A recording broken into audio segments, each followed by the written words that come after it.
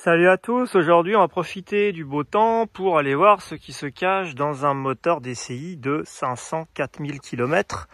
Alors, je viens de changer le moteur sur mon véhicule. À ce propos, je vous donnerai quelques conseils en fin de vidéo pour ceux qui comptent changer comme moi le moteur. Et l'ancien moteur est donc ici. Vous voyez. Et pour prouver le kilométrage, et bien voilà. Là, nous sommes à 504 688.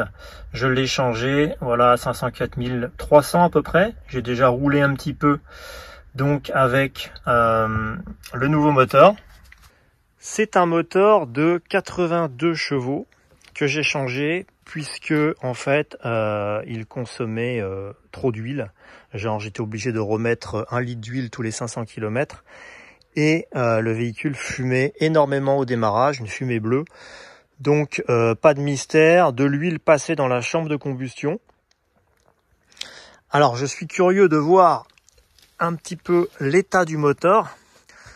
Donc voilà, j'ai déjà pré-desserré les vis de l'arbre à cam. J'ai juste voilà, retiré le couvre-culasse. Alors on va voir un petit peu l'état des chapeaux. Chapeau numéro 1, palier plutôt.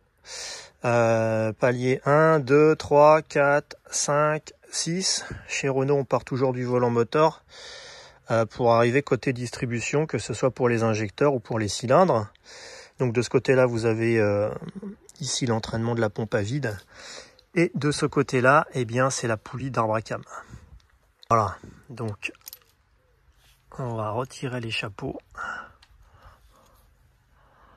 Et on va regarder un petit peu l'état. Voilà, on voit bien que c'est strié. Voilà, vous voyez le joint qu'on peut retirer également.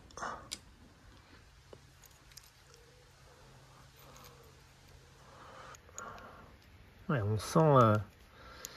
Et oui, c'est pas du tout lisse, c'est rugueux quand on passe le doigt dessus. Ouais, je pense qu'ils sont tous pareils. Même chose pour celui-là.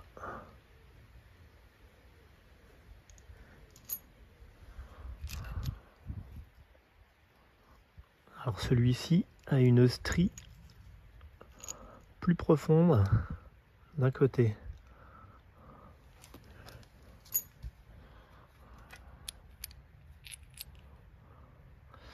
Voilà, donc pas de mystère, le moteur a tourné.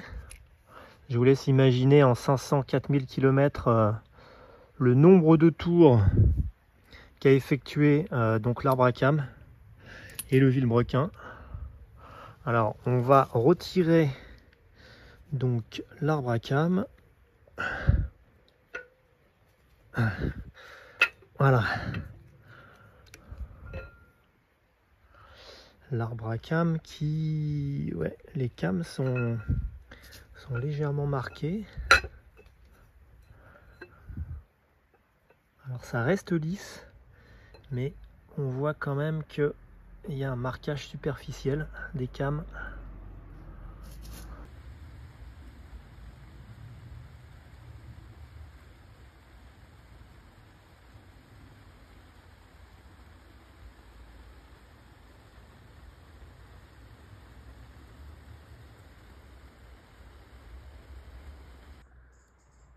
D'ailleurs, ce qu'on peut faire, c'est comparer les chapeaux d'arbre à cam. Alors, vous avez à gauche, ici, le moteur qui a 500 000.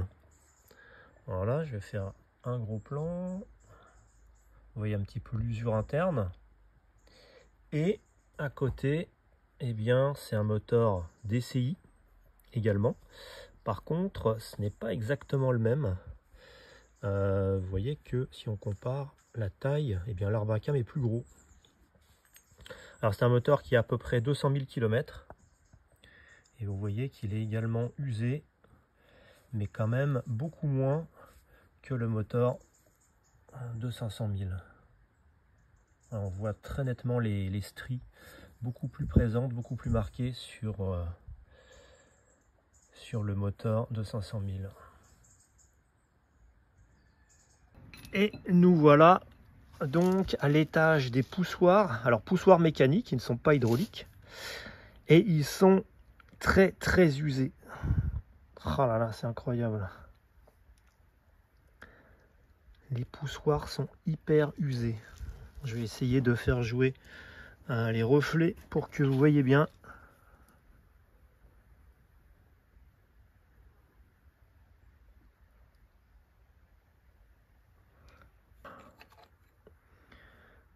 Alors, je vais essayer de faire un gros plan. Et on voit le marquage.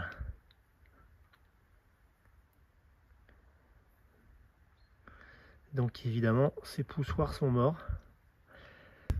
On va démonter les soupapes parce que je pense que la consommation d'huile, essentiellement, le problème se situait à ce niveau-là. C'est-à-dire que en dessous, vous avez les joints de queue de soupape.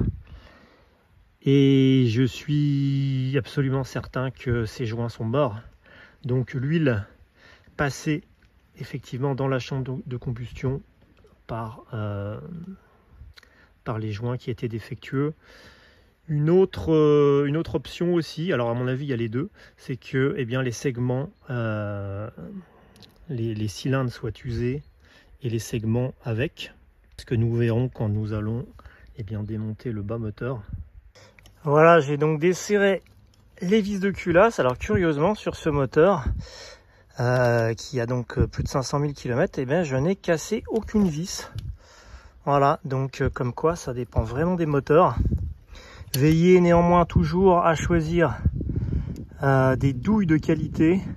Moi j'utilise du Facom et donc c'est du Facom 16 STX 16 femelle Torx.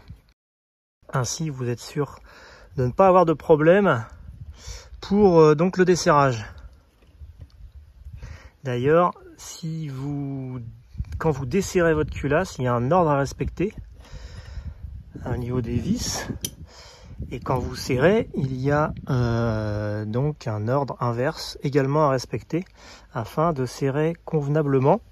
Notez également que vous ne devez pas huiler les vis avant de les reposer, sinon vous changez le couple. Vous allez avoir un serrage donc à faire au couple plus un serrage angulaire. Donc il faut toujours bien respecter évidemment, sinon vous risquez d'avoir des problèmes ultérieurement avec le joint de culasse. Donc voilà, toutes les vis ont été desserrées convenablement. Maintenant on va essayer de désolidariser la culasse qui est bien sûr collée. Donc il va falloir tapoter un peu au marteau. Alors d'ailleurs je vais faire un aparté au niveau des coupes de serrage, puisque vous voyez ici dans la RTA que le couple de serrage est indiqué en décanewton-mètre ou mètre par kilo. Alors par exemple si je veux serrer une vis de culasse, première phase c'est serré à 2,5 décanewton-mètre ou mètre par kilo. Et sur certaines clés dynamométriques, alors celle-là je l'ai eue sur AliExpress et je vous la recommande, elle est vraiment super. Si on s'approche, on voit que les unités sont en newton-mètre. Donc effectivement, il va falloir multiplier par 10. C'est-à-dire que là, la première phase à 2,5, nous aurons 25 à l'écran en newton-mètre sur la clé. Et non pas 2,5, sinon effectivement, vous allez fausser complètement le serrage. Alors on va essayer de la décoller au marteau. Marteau en caoutchouc bien sûr. Et bien sûr, si vous changez votre culasse, vous aurez besoin de mettre des vis neuves.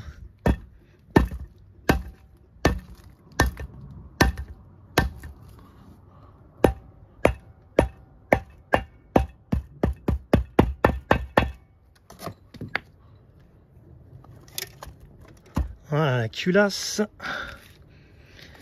Alors d'une main c'est pas facile.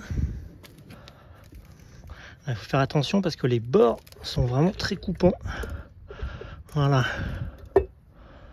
Voilà donc la culasse.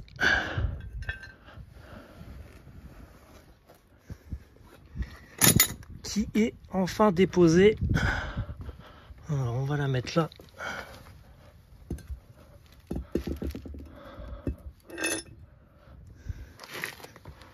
Voilà un petit peu l'état de tout ça. Des soupapes. Le joint, voilà. Notez que vous avez deux guides, un ici et un dans le coin opposé, ce qui facilite la repose de la culasse. Et bien sûr, vous devrez nettoyer parfaitement le plan de joint. Moi, j'utilise du graton vert, ça marche très bien. N'utilisez surtout pas de brosse métallique ou de papier de verre. Vous risquez en effet de complètement abîmer le plan, que ce soit sur la chemise ou que ce soit sur la culasse. Alors voilà, j'ai déposé donc la culasse et maintenant on va essayer de voir eh bien d'enlever en tout cas les soupapes.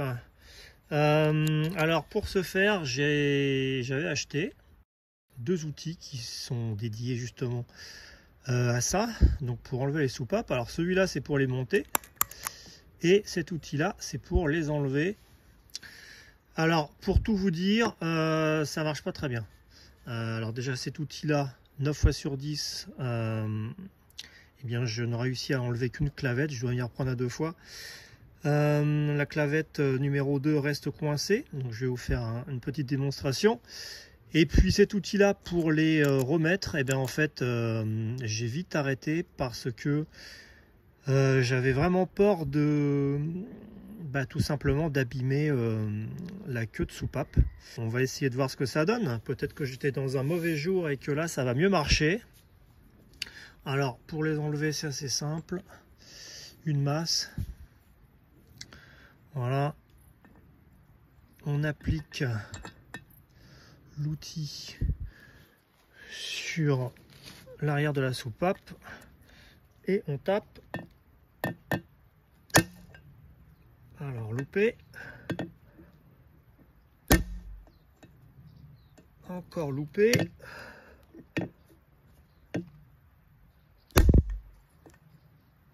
Voilà, alors là, vous voyez, et ben il n'y en a qu'une qui est sortie, qui est même restée coincée. Alors c'est une opération un peu délicate parce qu'il faut faire attention de ne pas se prendre les ressorts dans la figure. Et je vous avoue que je m'en suis pris un dans le doigt, ça fait vraiment très mal. Donc en fait, l'idéal, c'est peut-être de mettre un chiffon. D'ailleurs, ça évite que les petites clavettes, parce qu'il y a deux clavettes qui tiennent la soupape, ça évite en fait qu'elles sautent un peu partout. Donc on va essayer comme ça. Mais vous voyez, c'est pas un outil qui est très pratique au final.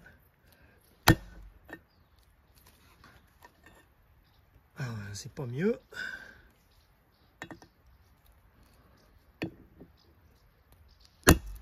Voilà, ça y est.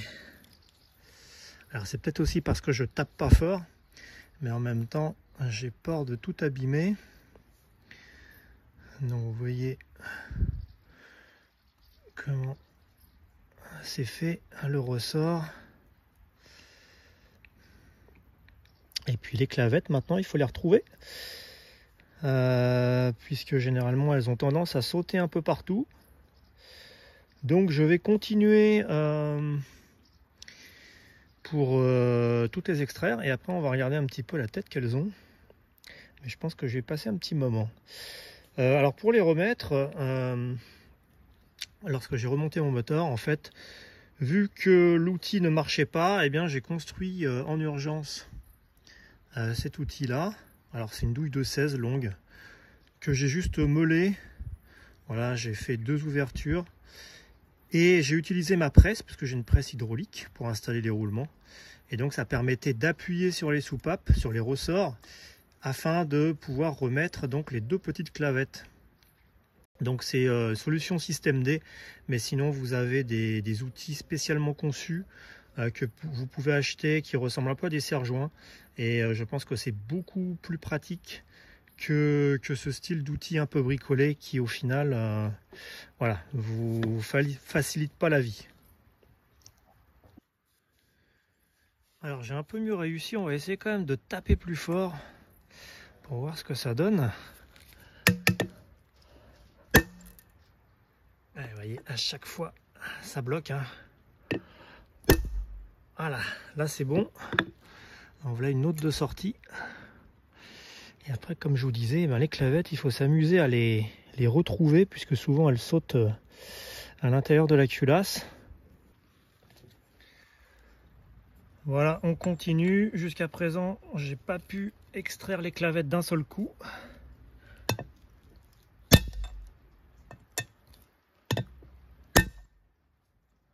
Encore loupé. À chaque fois, une seule. Donc, on a vite peur de les abîmer. Et c'est pour ça que je ne recommande pas ces outils-là qui me paraissent quand même bien... Eh bien, pas très adaptés en fait. Voilà, elle est coincée. Voilà, ça y est.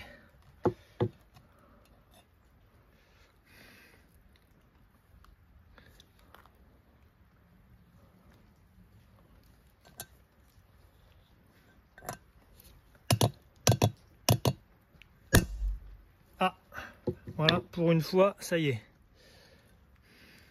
J'ai réussi à enlever les clavettes d'un seul coup. Je crois bien que c'est la première fois.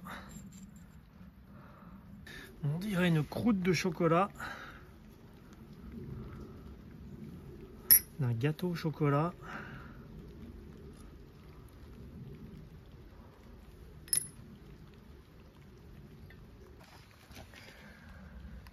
Donc voilà les ressorts avec les petites clavettes.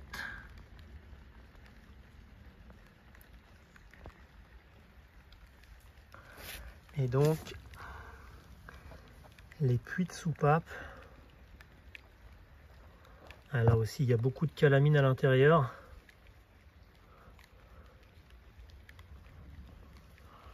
Et donc les soupapes d'admission échappement également bien encrassées.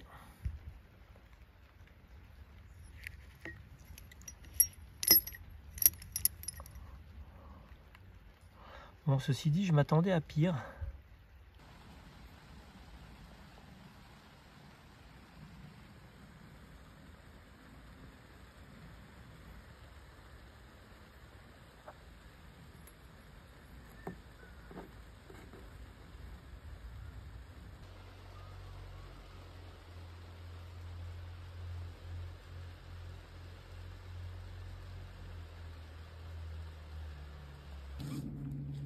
Alors maintenant que les soupapes et les ressorts sont retirés, eh bien on va vérifier un petit peu l'état des joints. Alors les joints sont ici et je vous présente la pince, là encore achetée sur AliExpress, qui va permettre de retirer les joints.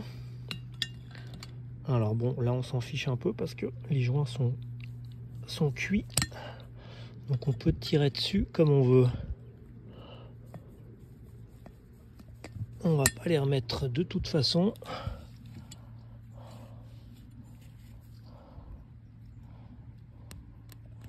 Et là, on s'aperçoit effectivement que le caoutchouc est complètement cuit, dur comme du bois. Et c'est très certainement à cause de ça. Alors attendez, je vais faire un gros plan.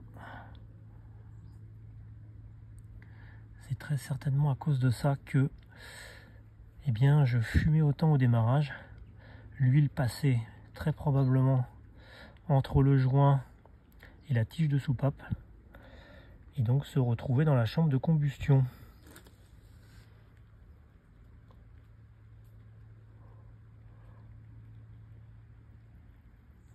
Donc effectivement, ces joints sont complètement morts. Alors maintenant on va démonter donc le bas moteur. J'ai galéré un petit peu à trouver ça sur Amazon, mais j'ai fini par trouver. Donc c'est du Torx E8.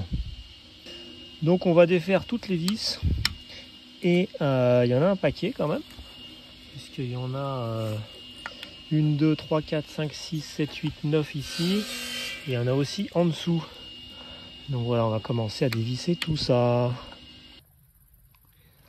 Voilà, toutes les vis ont été démontées, je crois. Alors on va essayer de séparer le carter.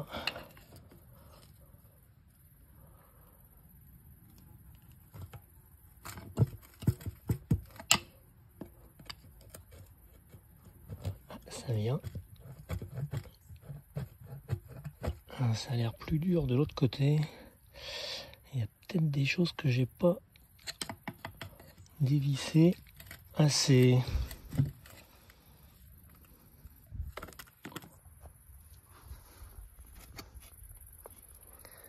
Ah, d'accord. C'est parce que il restait une vis, tout simplement. Alors voilà, je vous ai épargné le dévissage de toutes les vis du bas moteur. Le voici complètement démonté. J'ai sorti les bielles et les pistons. Alors, je suis un peu étonné. Je m'attendais à trouver des pièces beaucoup plus usées. Alors, vous voyez quand même que les coussinets, surtout celui du haut, eh bien, est très usé. Les autres, beaucoup moins. Et en fait, il n'y a pas de jeu. Alors, il y a un jeu latéral, mais ça, c'est normal. Les segments, c'est difficile de voir s'ils sont très usés ou pas. Il faudrait comparer avec des neufs. En tout cas, on voit bien que la calamine est passée entre le cylindre et le piston, puisque les pistons sur le haut sont quand même bien calaminés. Voilà, et là, eh bien, on peut voir encore les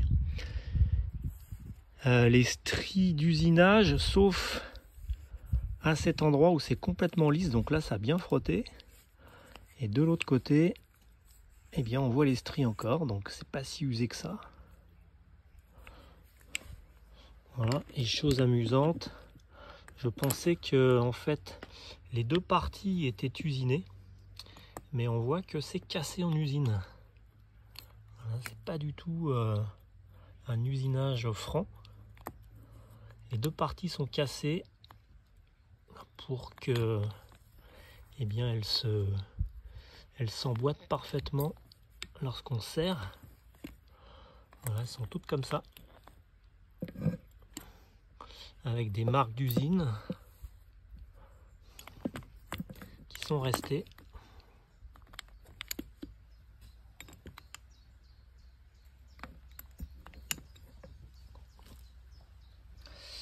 Donc voilà les paliers un petit peu, donc les paliers du haut, encore une fois, hein. Voilà, bien cuivrés. Les autres paliers sont plutôt en bon état. Il n'y a pas de stries profondes comme on a pu voir sur eh bien, l'arbre à cames. Tout a l'air quand même relativement en bon état. Même le vilebrequin, c'est parfaitement lisse. Ce qui ne veut pas dire que c'est pas usé, hein. Alors si vous vous demandez ce qui se passe lorsque vous pigez un moteur, eh bien on va voir ça puisque j'ai installé la pige. Voilà, la pige Renault pour moteur DCI. Donc elle se visse ici. Et donc on la retrouve à cet endroit.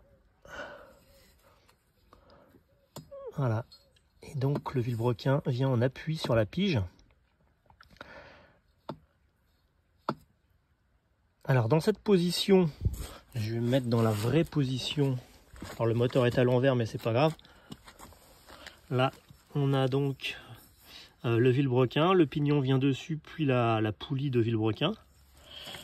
Et donc lorsqu'on serre, eh bien il n'y a pas de problème puisque on appuie dans l'axe de la pige. Par contre, si vous essayez de dévisser alors que la pige est toujours en place, et bien là, ce qui va se passer, c'est que vous allez appuyer sur la tige et là vous allez la tordre. C'est pour ça qu'il ne faut jamais dévisser un écrou de poulie de vilebrequin avec la tige en place. Vous voyez, je vais vous montrer d'ailleurs l'appui. Voilà. Donc la pige vient en appui sur cette partie-là.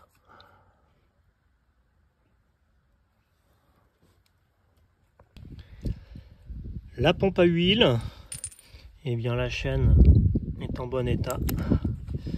Le pignon, idem.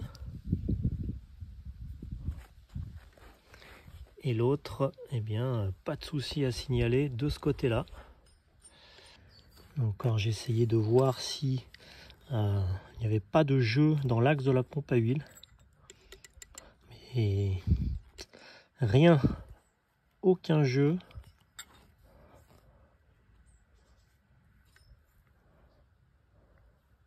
Vraiment parfait. Pendant qu'on y est, si ça peut vous intéresser, eh bien,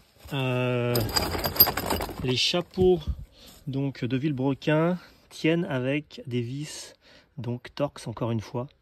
Il vous faudra une douille E14, voilà, pour dévisser ces vis là, qui sont les mêmes que les vis de culasse, mais les vis de culasse, en fait, il faut utiliser une douille Torx femelle E16. Elles sont un peu plus grosses. Et puis, eh bien, les vis des bielles, c'est de l'hexagonal classique. Donc, des clés de 11 sont nécessaires. Un gros plan sur les segments que je viens de retirer. Ils me paraissent pas si usés que ça. Celui-ci est plus fragile et je pense que c'est le segment racleur d'huile, puisqu'il est percé de petits trous. Et d'ailleurs, vous voyez sur le piston que en dessous, eh bien, il y a une sorte de ressort. Voilà. On le voit ici.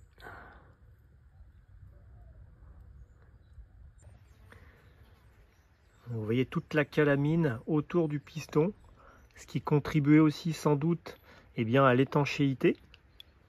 Donc si je l'enlève en gardant les mêmes segments, peut-être que les compressions vont être moins bonnes. Alors j'ai pas encore décidé si j'allais refaire le moteur à neuf ou pas. On verra ça un peu plus tard.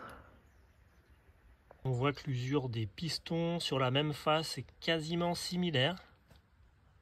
Donc c'est vraiment la partie qui frottait le plus dans le cylindre. Alors concernant les coussinets, vous avez en fait 4 sortes. Vous avez donc les coussinets de bielle. Alors notez que celui du haut n'a pas la même largeur que celui du bas. Voilà, celui du haut est plus large. Les coussinets de vilebrequin, il y en a 5 en tout.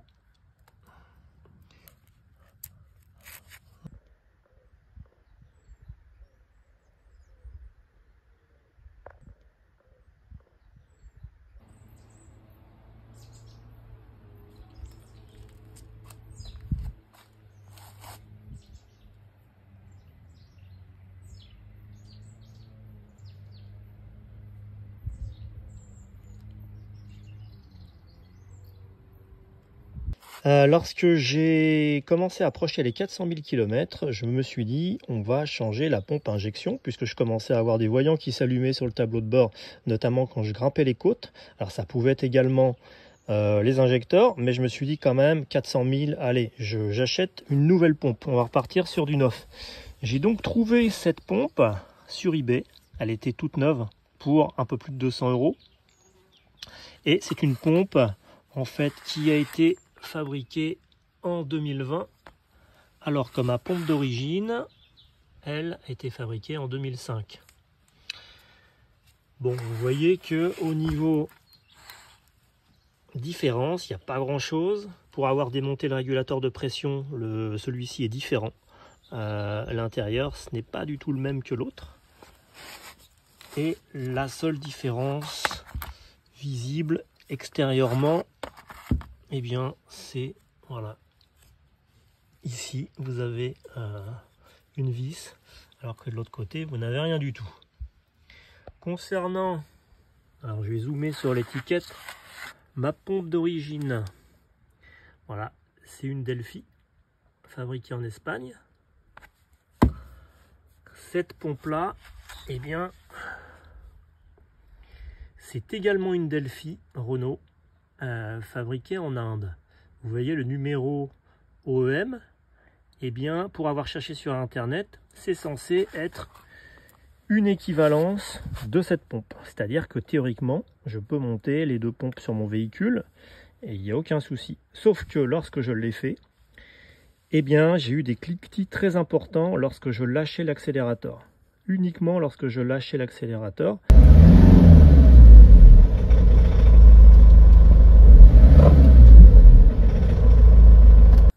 Je ne comprenais pas pourquoi, j'ai demandé sur des forums, on m'a dit c'est sans doute ton calculateur qui déconne. Je me suis posé la question aussi de savoir si c'était pas les injecteurs. Aujourd'hui, j'ai fini par changer de pompe. Alors malheureusement, celle-là, j'ai pas compris. J'ai essayé de la remonter et elle n'a jamais voulu marcher. Donc je ne sais pas pourquoi. J'ai changé le régulateur de pression. J'ai démonté plusieurs fois. Elle est remontée de la bonne manière. Elle n'a jamais démarré. Donc je me suis procuré une autre pompe similaire à celle-ci et je l'ai remontée sur ma voiture puisque je changeais le moteur. Je me suis dit tant qu'à faire, je vais changer également la pompe. Et le problème a été résolu. Donc en fait, les cliquetis que j'avais lorsque je lâchais la pédale d'accélérateur, j'avais aussi des voyants sur le tableau de bord qui disaient stop, arrêt obligatoire, etc. Eh bien je n'ai plus ça du tout. Et cette pompe-là en était la cause. Alors, je ne sais pas si c'est une incompatibilité, si peut-être que cette pompe a un problème. Elle était neuve, mais bon, je ne sais pas. Peut-être que le régulateur de pression fonctionne différemment de celui-ci. En tout cas, faites attention, si vous devez remplacer votre pompe et que vous en trouvez une similaire fabriquée en Inde, eh bien, voilà, réfléchissez-y à deux fois. Et si vous avez un problème de cliquetis, c'est certainement cette pompe-là qui a un problème ou qui n'est pas adaptée. Alors maintenant, je vais vous donner quelques petits conseils si, comme moi, vous décidez de changer le moteur. Alors, c'est valable sur un Kangoo. En l'occurrence, moi, c'est un Kangoo 1 phase 2 de 2005. Alors déjà, changer le moteur, c'est pas si compliqué que ça, sachant que vous avez uniquement 3 points d'attache, c'est-à-dire vous avez un silent block ici qu'il faut démonter, vous en avez un autre sous la batterie, et il y en a un sous le moteur, ce qu'on appelle l'os à moelle généralement. Donc voilà, le moteur ne tient qu'en 3 points.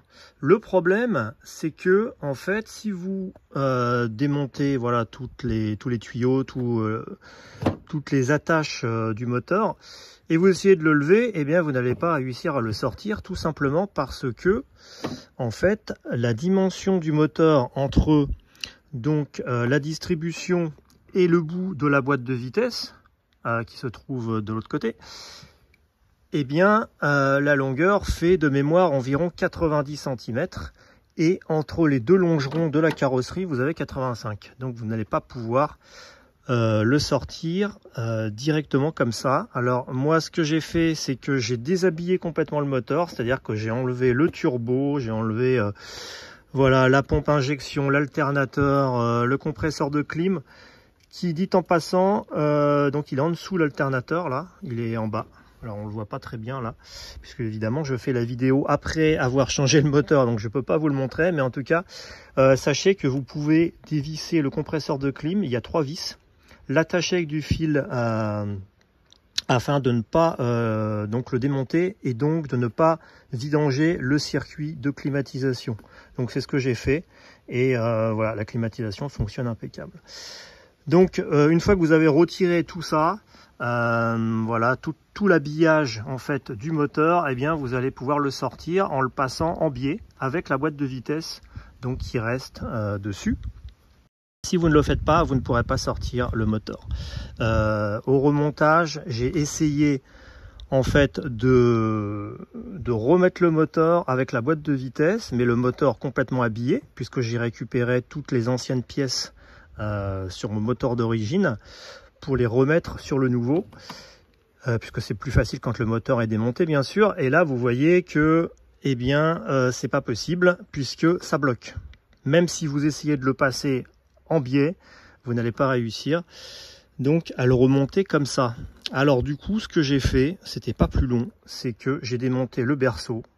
Voilà, tout simplement. Le berceau ne tient qu'avec 4 vis. Vous serez quand même obligé de débrancher les tuyaux de direction assistée et aussi voilà, de défaire l'écrou de la direction. C'est un peu galère à faire parce que c'est dans un soufflet en caoutchouc, mais bon, ça se fait bien quand même. Et à partir de ce moment-là, vous pourrez donc enlever le berceau, mettre votre moteur sans la boîte de vitesse à l'intérieur, donc ici, en le posant sur le sol. Hein. Imaginez, voilà, cet espace-là vide, vous le posez sur le sol. Vous réemboîtez la boîte de vitesse par en dessous. Et après, eh bien, voilà, il ne vous reste plus qu'à remettre donc les supports moteurs, donc sous la batterie, celui qui est là-bas, celui d'en dessous après, une fois que vous aurez remis le berceau. Une chose auquel il faut aussi prêter attention, c'est tout simplement aux fixations. Voilà, les fixations d'origine. Voilà, vous avez un crochet ici et vous avez un autre crochet là-bas. Voilà. Et sur mon ancien moteur, eh bien celles-ci ont cassé. Enfin en tout cas, celle-là a cassé. Tout simplement parce que voilà, j'ai voulu soulever trop lourd. Donc je vous conseille quand même effectivement d'alléger le plus possible le moteur avant de le sortir pour ne pas avoir de problème. Et ce sera bien mieux comme ça. D'autres petites indications suivant mon expérience. Alors déjà, faites attention aux tuyaux d'eau, puisque, on va passer de l'autre côté, voilà, ces tuyaux d'eau, là, répartiteur d'eau. Alors c'est un élément qui se trouve ici, voilà, sur la face frontale du moteur, derrière, là. Eh bien, deux fois, les deux tuyaux que j'ai démontés, je les ai cassés. Pourtant, j'y suis pas allé comme une brute. Mais vous voyez que voilà, le plastique casse, puisque c'est la partie qui est contre la chemise du moteur qui chauffe, et au bout d'un moment, eh bien, le plastique finit par durcir et cuire. Et pareil sur ce tuyau là, cassé. Donc attention, si vous changez le moteur, je vous conseille de changer ce tuyau. Vous en trouvez pour une vingtaine d'euros, peut-être même un petit peu plus, que ce soit sur eBay ou sur Autodoc. Voilà. Et une autre chose à prêter attention, c'est le Calorsta. Le Calorsta, c'est pareil, c'est un élément qui est en plastique. Et vous voyez, celui-là, c'est sur le nouveau moteur que j'ai acheté. Avant de le remplacer, j'ai démonté pour le vérifier et il était cassé. Et le joint, alors le joint est plus là, mais il faisait accordéon à l'intérieur. Voilà. Et j'ai déjà eu un problème de ce type avec ma voiture il y a plusieurs années. Et c'est exactement la même chose. Le bord plastique qui tient le joint à casser et donc il y avait une fuite. Donc le Calorsta, lui, il est de l'autre côté. Voilà, il se situe ici, à droite donc du filtre à air, juste à côté de la pompe à vide. Donc voilà, je vous conseille de vérifier au moins ces points. Si vous changez votre moteur, alors moi j'ai eu des galères puisque en démontant les bougies de préchauffage du moteur que j'avais acheté, eh bien une bougie de préchauffage a cassé à l'intérieur de la culasse, donc j'ai été obligé de déculasser. Et lorsque j'ai voulu déculasser, deux vis de culasse ont cassé. Alors heureusement la vis de culasse casse sur la partie étoile, donc sur le haut de la vis, donc vous pouvez à ce moment-là souder un écrou dessus afin de le dévisser. Et concernant la bougie de préchauffage, alors ce qu'il faut faire en fait, c'est tout simple, c'est-à-dire que vous allez vous retrouver avec une bougie de préchauffage et une électrode qui sort généralement. Vous allez avec une pince eh bien, essayer de casser à ras cette électrode pour pouvoir percer des diamètres de plus en plus gros. Alors ceci dit, il faut faire attention de ne pas percer trop loin, puisque à l'intérieur vous avez un siège de bougie de presse chauffage. C'est là que se fait l'étanchéité, non pas sur le filetage plus haut. Et donc il faut donc voilà, avec un forêt, eh bien vous regardez un petit peu la profondeur du puits jusqu'au siège. Vous ne percez pas plus loin, vous marquez votre forêt avec un repère. Et ensuite, une fois que vous avez percé votre bougie, eh bien il faut utiliser, moi c'est ce que j'ai pris et qui a marché très rapidement, sans me faire chier, hein, pour parler clairement. Donc une clé à choc Ryobi avec un extracteur. Voilà, je vous mets les photos. Et comme ça, j'ai réussi facilement à dévisser cette bougie préchauffage qui était vraiment très coincée donc à l'intérieur de la culasse. Alors quand j'ai changé mon moteur, j'ai tout démonté, j'ai tout nettoyé au WD-40 et les pièces qui étaient rouillées, eh bien je les ai passées donc à la peinture galvanisée. Alors je vous conseille ce produit qui est vraiment extraordinaire. Je l'utilise depuis plusieurs années. Alors, on en trouvait avant chez Noroto, maintenant on n'en trouve plus, on en trouve encore chez Feu Vert. Et c'est vraiment donc une peinture déjà qui résiste bien à la chaleur et qui tient dans le temps. Vous voyez, c'est-à-dire que vous allez peindre une pièce qui est en train de rouiller et celle-ci ne va pas rouiller avant très longtemps. Si vous mettez 2 voire 3 couches, ça tient vraiment très bien. À l'inverse d'autres produits du style Rustol que j'ai testé et qui ne marchent vraiment pas du tout. Alors nous allons voir comment restaurer des injecteurs Delphi, donc pour Renault DCI. Celui-ci c'est un EJBR 01801A. Vous avez une équivalence, je crois, avec 2 autres lettres. Il me semble que c'est la même référence avec Z et peut-être D, je ne me rappelle plus bien. Vous avez par contre d'autres types pour Renault DCI, comme par exemple les EJBR 02101A de mémoire. Grosso modo, c'est la même technique. Alors, donc déjà, il faut démonter l'injecteur. Donc une clé de 11 bloquée dans l'étau. On l'installe. On prend une clé, une douille plutôt, de 15. Voilà. Et après, alors normalement il faut une douille longue. Moi je n'ai pas de douille longue, donc je vais faire avec les moyens du bord. Voilà. On desserre.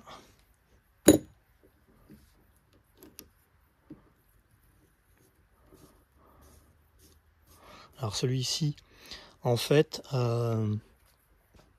la partie électrique ne fonctionne plus. Alors je ne sais pas pourquoi, mais quand j'ai démonté les injecteurs pour changer mon moteur, eh bien il a dû se passer quelque chose. Et quand je les ai remis sur le nouveau moteur, eh bien ça me dit que le circuit est ouvert, donc sur le cylindre correspondant. Alors, vous voyez que ici, vous avez un petit ressort, donc il ne faut pas le perdre. On va le poser là. À l'intérieur, vous avez un élément mobile qui s'appelle un pion. Alors parfois, on a du mal à le faire descendre. Bon, ben, c'est pas grave, on verra ça tout à l'heure. Cet élément qui est une valve. Voilà, vous avez un élément qui tourne et c'est souvent cet élément-là qui est grippé ou bien défectueux.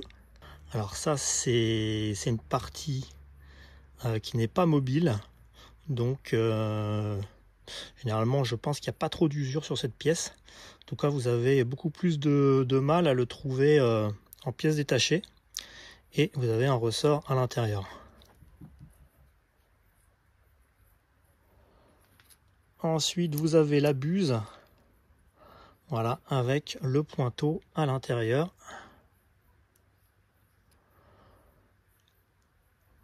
Voilà, alors vous pouvez avoir des problèmes avec votre injecteur justement à cause de ce pointeau. En théorie, il faut le regarder à la loupe, voir s'il n'est pas trop usé ni rayé. Voilà, et donc vous avez donc la buse avec les trous qui se situent, très petits trous, qui se situent à l'extrémité, je crois qu'il y en a 5. Si vous voulez voir, en tout cas être sûr qu'ils ne sont pas bouchés, eh ben c'est plutôt simple.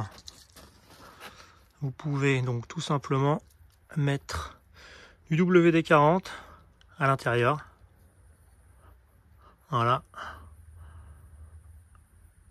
Vous appuyez et vous voyez que le jet sort.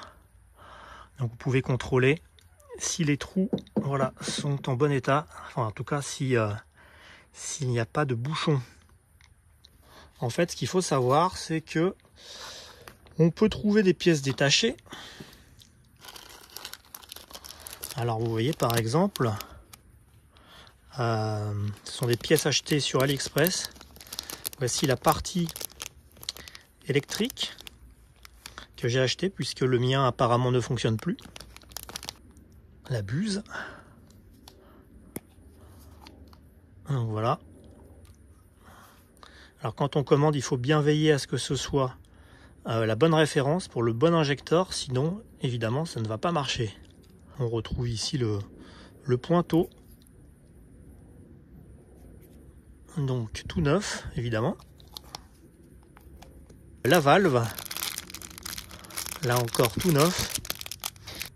Ici, en fait, cette partie-là se démonte. Donc il va falloir prendre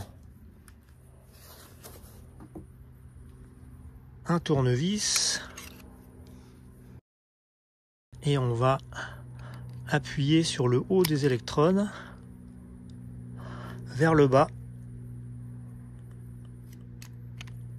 Et vous voyez que voilà, ça commence à sortir. Le tournevis est un peu gros.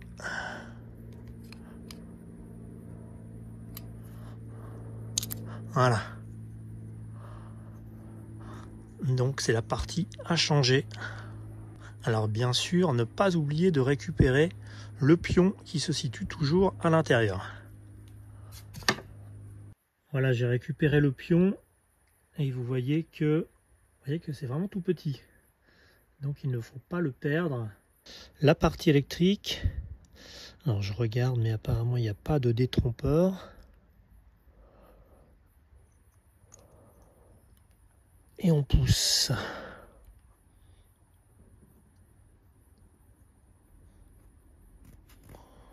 Voilà une chose. Alors maintenant, bien sûr, on va veiller à travailler dans des conditions de propreté absolue pour éviter d'éventuels problèmes ultérieurement.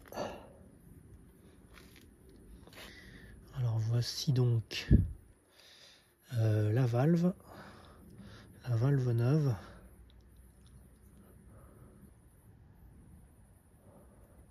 Voilà.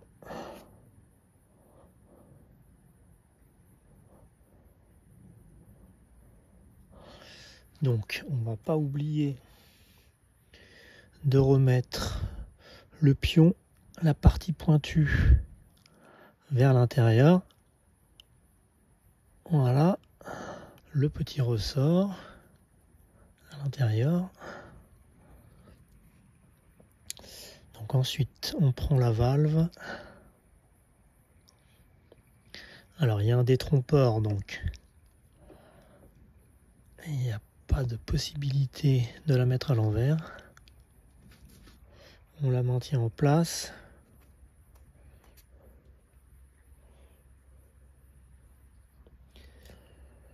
Alors ensuite on va reprendre notre élément d'origine. rajoute par-dessus.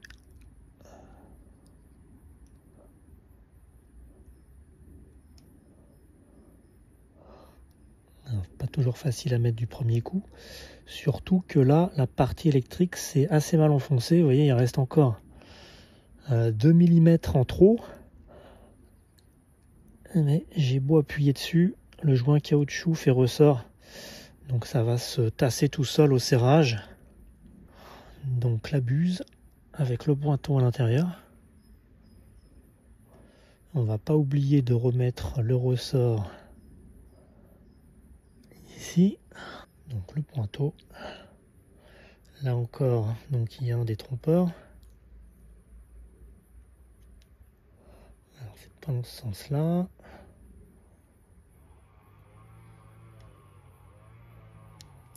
Voilà. Et on remet le capuchon qui était préalablement nettoyé, bien sûr. Donc par-dessus. Voilà. Normalement là, on devrait être bon. Et il ne nous reste plus qu'à visser. Alors le couple de serrage, je ne le connais pas. J'ai essayé de chercher mais j'ai pas trouvé. Si quelqu'un le connaît, eh bien dites-le moi en commentaire. Vous avez donc un injecteur qui maintenant est quasi neuf, à un détail près, et c'est ce qu'on ne vous dit pas généralement sur les vidéos que j'ai pu voir sur YouTube. C'est que puisque vous avez changé des éléments internes de l'injecteur, eh bien votre code que vous avez ici et que vous devez entrer dans le calculateur avec la valise Renault, avec le can clip, eh bien ce code n'est plus valable.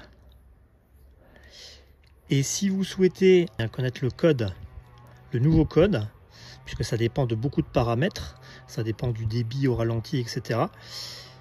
Eh bien, c'est très compliqué puisqu'il faut un banc professionnel qui vaut plusieurs dizaines de milliers d'euros. Donc, vous n'avez aucun moyen de savoir quel est le nouveau code de l'injecteur. C'est pour ça que cette méthode-là donc est pas chère, puisque voilà, je pense que la buse, la valve, ça doit coûter aux alentours de 13-14 euros. Et pour la partie électrique, eh bien, ça doit coûter de mémoire 7 euros et quelque chose avec des ports, donc peut-être un peu moins de 10 euros. Donc vous voyez qu'on peut restaurer un injecteur très facilement de cette manière. Par contre, encore une fois, vous ne saurez jamais quel code entrait dans le calculateur. Donc ça peut être un problème. Alors votre voiture va quand même fonctionner même si bien sûr vous n'avez pas le code. Par contre le moteur peut être moins performant, vous allez peut-être avoir un peu plus de difficultés à démarrer. Donc c'est la raison pour laquelle eh bien souvent il est préférable d'acheter des injecteurs reconditionnés auprès de professionnels qui possèdent un banc de test d'injecteurs et qui vont vous fournir eh bien le code propre à chaque injecteur. Voilà, on va arrêter là pour les démontages. J'espère que cette vidéo vous a plu. Si c'est le cas, ne likez pas, ne vous abonnez pas. Je crois bien que c'est la première fois qu'on vous dit ça. Eh bien en fait, effectivement, je m'en fiche un peu. Par contre, vous pouvez me laisser un commentaire sur la vidéo. En fait, j'ai créé cette chaîne uniquement pour partager cette vidéo. Voilà, je suis pas non plus là pour mettre ma tête sur une vignette de vidéo YouTube avec un air stupide. J'ai juste essayé de vous apporter eh bien, de l'information, ou bien si vous êtes curieux de voir un petit peu ce qu'il y a à travers, à l'intérieur plutôt, d'un moteur DCI. Voilà, moi je ne suis pas non plus mécanicien. En tout cas, j'ai essayé de vous apporter de l'information. Je ne vous promets pas de republier une vidéo, mais en tout cas, c'était intéressant à filmer. Et pour moi, c'était également la première fois que je démontais complètement un moteur. Voilà, le mien est changé, il tourne bien, donc eh bien tout va bien. Voilà, je vous dis peut-être à bientôt. Ciao, ciao.